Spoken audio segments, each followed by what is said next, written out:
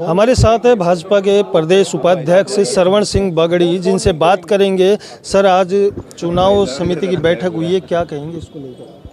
देखिए, विकसित भारत संकल्प पत्र जिसके सुझाव के लिए पूरे भारत के अंदर जो LED वैन है वो पूरे देश के अंदर जाएगी और प्रत्येक लोकसभा के अंदर आम लोगों से सुझाव लेगी, जिसका भारतीय जनता पार्टी का जो संकल्प पत्र है लोकसभा चुनाव को लेकर, उसके लिए सुझाव एकत्रित करेगी। पूरे देश से 1 करोड़ लोगों से सुझाव लेंगे और उन्हीं सुझाव के माध्यम से भारतीय जनता पार्टी का संकल्प पत्र जारी होगा।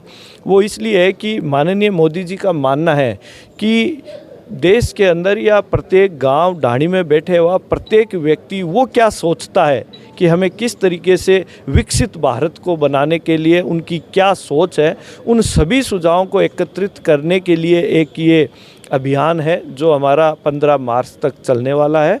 और एक सुझाव पेटिका के माध्यम से आम लोग उसमें सुझाव डालें, उन सुझाव को एकत्रित करने के बाद ये संकल्प पत्र जारी होगा। इसके लिए आज की ये कार्यशाला रखी गई थी। अशोक गहलोत ने कहा है कि ढोली और घोड़ा जैसा इनको बना दिया है। भजन लाल जो कि मुख्यमंत्री है राजस्थान के, उनसे ज़्यादा उप मुख्यमंत्री की चल रही है।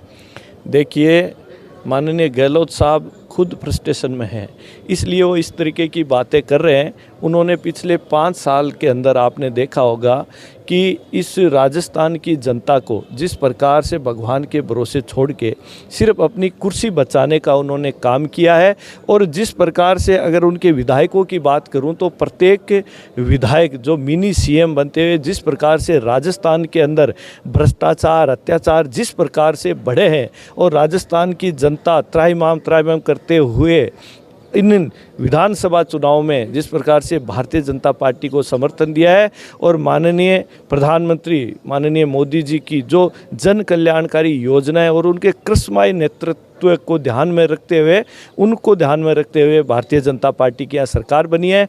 और भारतीय जनता पार्टी ने जो घोषणा पत्र जारी किया है उसके अनुसार माननीय भजन लाल जी की सरकार ने, आप देखिए उनके बनने के बाद किस प्रकार से युवाओं को भरोसा है, उसमें महिलाओं को भरोसा है, और इन सभी मुद्दों को लेके भारतीय जनता पार्टी एक संकल्प पत्र है कि इस राजस्थान का विकास होना चाहिए। जिस प्रकार से आपने देखा होगा कि कांग्रेस गवर्नमेंट के अंदर जितनी भी परीक्षाएं हुई वो पेपर लीक, युवाओं का भविष्य खतरे में था, लेकिन माननीय मुख्यमंत्री जी ने आते ही सबसे पहले ये SIT गठित करके और जिस प्रकार से इन नकल माफियाओं पे लगाम कसने का काम किया है वो हमारे भजन लाल जी मुख्यमंत्री जी ने। लोकसभा चुनाव लगातार नज़दीक हैं और धरातल पर भाजपा काम कर रही है, जनसभाएं कर रही है। क्या लगता है अब की बार कितने प्रत्याशियों की लिस्ट कब तक आ जाएगी, कैसा? देखिए, ये मेरा विषय नहीं है, हमारे शीर्ष नेतृत्व पार्लियामेंट्री बोर्ड है जो तय करने वाला है। लेकिन भारतीय जनता पार्टी का कार्यकर्ता, बूथ स्तर तक का कार्यकर्ता इन चुनाव के लिए तैयार है, क्योंकि भारतीय जनता पार्टी का संगठन इतना मजबूत संगठन है कि आपको प्रत्येक गांव ढाणी बूथ तक एक, चाहे वो युवाओं की फौज हो, चाहे महिलाओं की फौज हो या भारतीय जनता पार्टी के कार्यकर्ताओं की फौज है, वो तैयार है।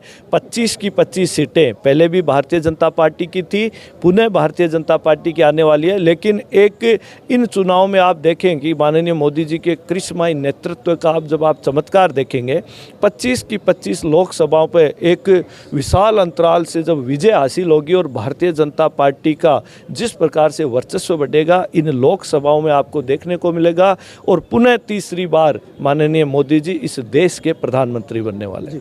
ये थे हमारे साथ भाजपा के प्रदेश उपाध्यक्ष, जो कि जिन्होंने कहा कि आज जो मीटिंग हुई मैनिफेस्टो को लेकर ये बात कही और रखी गई कि जनता के बीच में जाएंगे और उनकी जो जानकारी है वो हासिल करके किस तरीके का घोषणा पत्र जारी होना चाहिए, उस घोषणा पत्र में लेखा संजोग के लिए ये जनता तक जाएंगे।